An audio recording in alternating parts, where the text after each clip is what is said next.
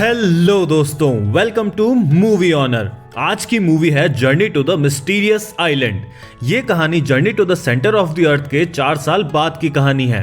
अगर centre of the अर्थ का explanation चाहिए तो कमेंट करो और वीडियो पर 500 लाइक्स का टारगेट, तो लग जाओ काम पर। मूवी की स्टार्टिंग होती है शॉन से, जो पुलिस से अपना पीछा छुड़वा रहा था और बाइक से जा रहा था, पर पुलिस वाले उसे कैसे भी करके पकड़ लेते हैं। फिर शॉन के स्टेप फादर हैंक को वहां पर एक पुलिस वाला बुलाता है। वो पुलिस वाला हैंक का दोस्त था। पुलिस वाला कहता है कि शॉन सैटेलाइट कंट्रोल के ऑफिस में घुसकर उससे छेड़खानी कर रहा था, इसके लिए उसको जेल हो सकती है, पर तुम मेरे दोस्त हो तो मैंने तुम्हें बताना जरूरी समझा।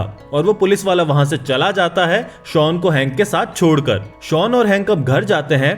हैंक वहां शॉन को समझाता है, पर शॉन उसे इग्नोर करता है क्योंकि वो हैंक को पसंद नहीं करता था। अगले दिन हैंक शॉन के रूम में जाता है। वहां पर एक पेपर में कोड्स में कुछ लिखा होता है, जिसे समझने की कोशिश शॉन कर रहा था। हैंक कहता है कि मैं नेवी में था और वहां ऐसे कोड समझना बहुत ही आम बात है। मैं तुम्हारी हेल्प इसमें कर सकता हूं, पर तुम मुझे ये बताओ कि सैटेलाइट कंट्रोल में तुम क्या कर रहे थे। शॉन बताता है कि मैंने रेडियो पर एक मैसेज सुना था, पर यहाँ नेटवर्क सही नहीं होने की वजह से मैं सैटेलाइट रूम में गया और उस मैसेज को इस पेपर पर लिखा। अब हैंक को मन ही मन ये पता था कि शॉन उसे पसंद नहीं करता, तो वो उसके बीच के रिलेशन को सही करने के लिए उस कोड को समझता है और उसे क्रैक करता है। और उसमें एक लाइन लिखी होती है कि द आइलैंड इज रियल। ये सुनते ही शॉन के मजे हो जाते हैं, वो बहुत खुश होता है। उस कोड में 3 बुक के नाम लिखे होते हैं। उन तीनों बुक्स के फर्स्ट पेपर पर एक नक्शा होता है। अब दोनों को कुछ समझ नहीं आ रहा होता क्योंकि नक्शा अधूरा था, पर हैंक अपना दिमाग वाला बंदा है, बंदा नेवी में रह चुका है भाई। वो उन तीनों नक्शों को एक दूसरे के ऊपर रखकर ओवरलैपिंग करता है और एक नक्शा बनाता है, और वो आइलैंड होता है मिस्टीरियस आइलैंड, और उसमें उसके कोऑर्डिनेट्स भी लिखे होते हैं, मतलब उसकी लोकेशन। शॉन अब सामान पैक करने लगता है और कहता है कि मैं वहां पर जा रहा हूं। हैंक कहता है अबे पागल, मतलब ऐसे नहीं कहता। हैंक कहता है कि तुम नहीं जा सकते, कोई भी तुम्हें मैसेज भेजेगा और लोकेशन भेजेगा और तुम वहां पर चले जाओगे। तो शॉन कहता है कि वो आदमी कोई ऐसा वैसा नहीं है, वो मेरे दादाजी है जिसने मुझे ये मैसेज कोड में भेजा है। वो द मिस्टीरियस आइलैंड बुक के बहुत बड़े फैन थे। 2 साल पहले वो एकदम से गायब हो गए थे और मुझे पूरा यकीन है कि उन्हें वो आइलैंड मिल गया है और उन्होंने मुझे वहां आने के लिए कोडेड मैसेज भेजा है। अब हैंक को ये सब बातों पर भरोसा नहीं था, पर अब बेटा है, रिश्ते तो सुधारने ही है, तो वो एग्री हो जाता है और वो भी उसके साथ चलने के लिए रेडी हो जाता है। और दोनों साथ में पहुंचते हैं पलाव नाम की जगह पर। वहां कोई भी बोट वाला बंदा उस लोकेशन पर जाने के लिए रेडी नहीं था, क्योंकि उस जगह पर हर समय तूफान चलते रहते थे। पर फिर वहां पर एक बंदा आता है गटाबो नाम का, और उस बंदे से बातचीत होने पर वो बंदा $3000 में उस जगह जाने के लिए मान जाता है, क्योंकि उसे पैसों की जरूरत थी अपनी बेटी के कॉलेज और पढ़ाई के लिए। उसके साथ उसकी बेटी भी होती है कैलानी। शॉन उसे देखते ही उसके ऊपर लट्टू हो जाता है। अब चारों एक खटारा हेलीकॉप्टर में उस जगह के लिए निकल जाते हैं। उस लोकेशन के पास पहुंचने पर वहां पर एक काफी भयंकर टॉर्नेडो मतलब तूफान दिखते हैं। शॉन कहता है कि किताब के अनुसार हमें तूफानों के बीच में जाना होगा अगर आइलैंड पर पहुंचना है तो, पर ये चीज कोई नहीं मानता। वो सब वहां से निकलने का सोच लेते हैं, पर हेलीकॉप्टर अब पायलट के कंट्रोल में नहीं था। वो तूफान के कारण तूफानों के बीच खींचे चला जाता है और उनका हेलीकॉप्टर क्रैश हो जाता है। अब सीन शिफ्ट होता है जब उनकी आंखें खुलती है और सभी अपने आप को पाते हैं एक समुद्र के किनारे पर। अब वो वहां पर एक चट्टान को देखते हैं जिसके बीच में एक गुफा थी। गुफा के पार जाने पर उनकी आंखें चौंधिया जाती है। वो सब ऐसा नजारा देखते हैं जो उन्होंने आज तक कभी नहीं देखा। ये आइलैंड इतना सुंदर था दिखने में, उतना ही अजीब भी। अपनी दुनिया में जो बटरफ्लाइज छोटी छोटी होती है वो वहां पर इंसानों से भी ज्यादा बड़ी थी, और हाथी जो इतने बड़े होते हैं वो वहां पर छोटे डॉगी की साइज के थे। अब शॉन को दूर पहाड़ों के बीच में धुआं उठता दिखाई देता है, तो वो दिमाग लगाता है और कहता है कि वहां कोई ना कोई तो रह रहा होगा, और मैं श्योर हूं कि वो मेरे दादाजी ही होंगे। वो आगे जाते हैं और काफी बड़े बड़े पत्थरों पर खड़े होते हैं। पत्थर कुछ अजीब थे, पर हैंक उन सबको बोलता है कि ये पत्थर नहीं है, ये अंडे हैं, वो भी काफी बड़े। तभी वहां पर एक बहुत बड़ी घिनौनी छिपकली दिखती है। अब सब अपनी जान हलक में लेकर वहां से जान बचाकर भागते हैं। छिपकली सभी को मारने ही वाली थी। तभी वहां पर पेड़ों से उस पर कोई हमला करता है और उसे बेहोश कर देता है। तभी वहां पर शॉन के दादाजी दिखते हैं, अलेक्जेंडर, जिन्होंने सभी की जान बचाई है। वो बताते हैं कि मैंने इस जंगल में रहना सीख लिया है, इसके लिए इसके खतरों से कैसे निपटना है मुझे पता है। फिर वो सभी को अपने अड्डे पर लेकर जाते हैं जो उन्होंने खुद बनाया था, एक आलीशान ट्री हाउस जिसमें काफी सारी फैसिलिटीज थी, खाने सोने पीने सबकी। वहीं पर वो रेडियो भी होता है जिससे उन्होंने शॉन को सिग्नल भेजा था। कैली कहती है कि हम इससे हेल्प मंगवा सकते हैं, और यहाँ से बच के जा सकते हैं। तो अलेक्जेंडर कहता है हाँ हाँ, मैं तो यहाँ पागल बैठा हूँ ना, मजाक कर रहा हूँ। दादाजी बोलते हैं कि इसके लिए सिग्नल जरूरी है, वो फिक्स एक सैटेलाइट से ही आता है और सैटेलाइट अपनी जगह पर आने में अभी 2 हफ्ते बाकी है, पर फिर भी सिग्नल उतने अच्छे से नहीं आते। दादाजी बोलते हैं कि तुम सभी को एक बढ़िया जगह पर लेकर जाऊंगा, अभी तो तुम सो जाओ। दादाजी अगली सुबह सभी को लेकर जाते हैं एक खोए हुए शहर में जिसका नाम है अटलांटिस।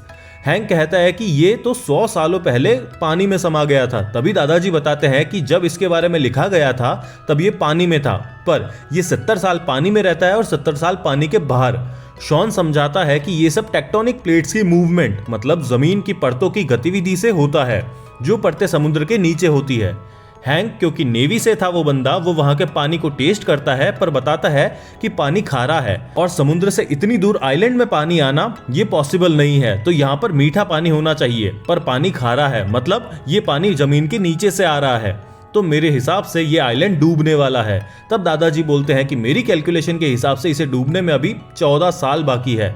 पर हैंक कहता है कि मैं नेवी से हूं, मेरी बात मानो, मेरी कैलकुलेशन और स्पेकुलेशंस के हिसाब से नमी और पानी को देखते हुए 2-3 दिन में ये आइलैंड डूब जाएगा।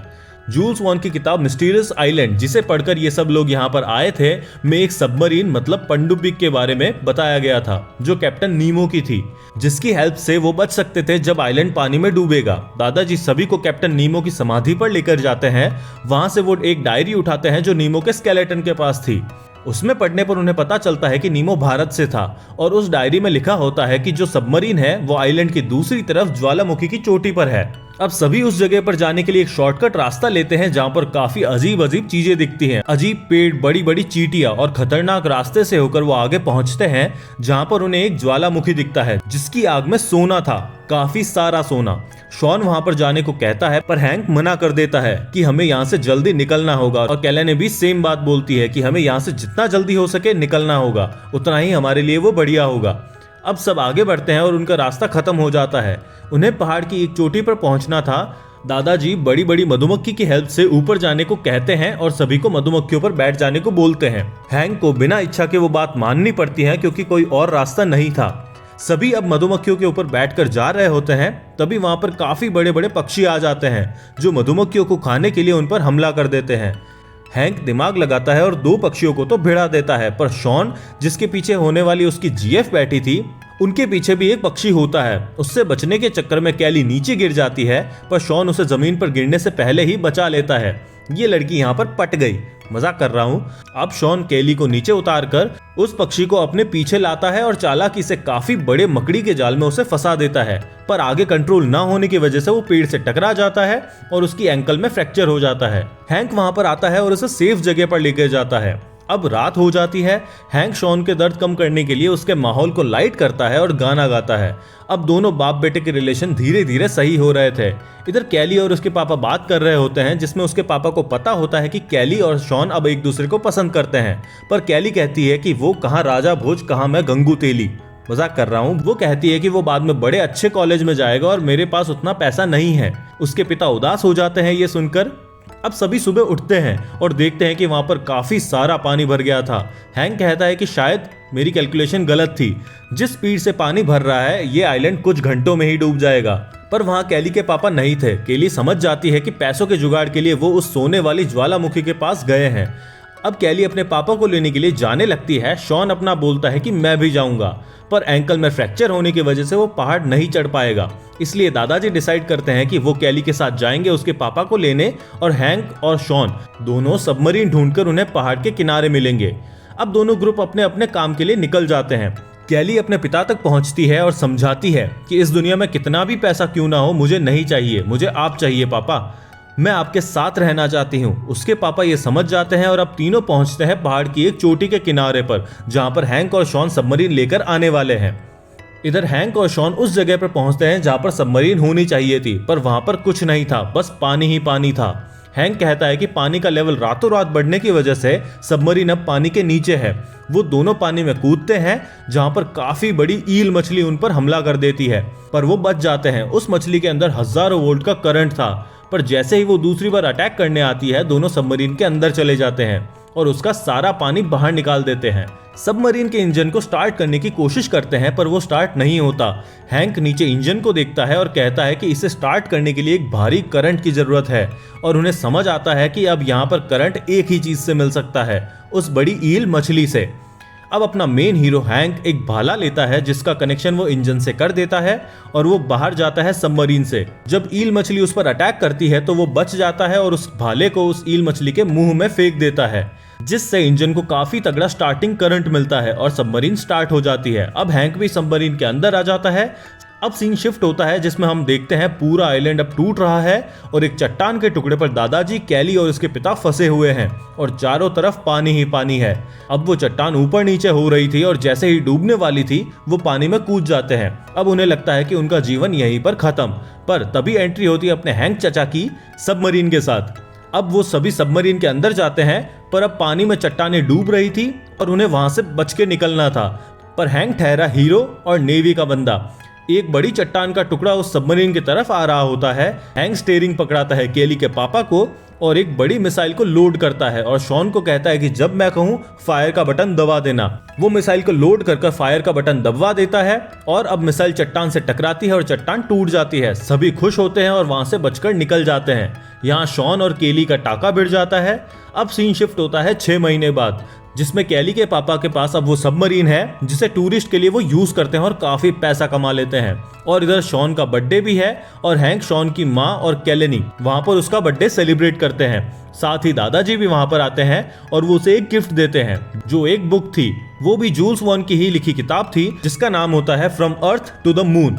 और दादाजी कहते हैं अपनी फैमिली के लिए ये अगला एडवेंचर अब तैयार हो गया। और मूवी यहाँ पर एंड हो जाती है। क्या पता फ्यूचर में इसका 3rd पार्ट भी आए। जब भी आएगा एक्सप्लेनेशन मिल जाएगी, तो सब्सक्राइब। ये मूवी रिलीज हुई थी 2012 में जिसका बजट था $80 मिलियन का और इसने कमाई करी थी $335 मिलियन की। मूवी पसंद आई तो लाइक और अपने एडवेंचर पसंद करने वाले दोस्त के साथ शेयर करना। मिलते हैं अगली मूवी में, बाय।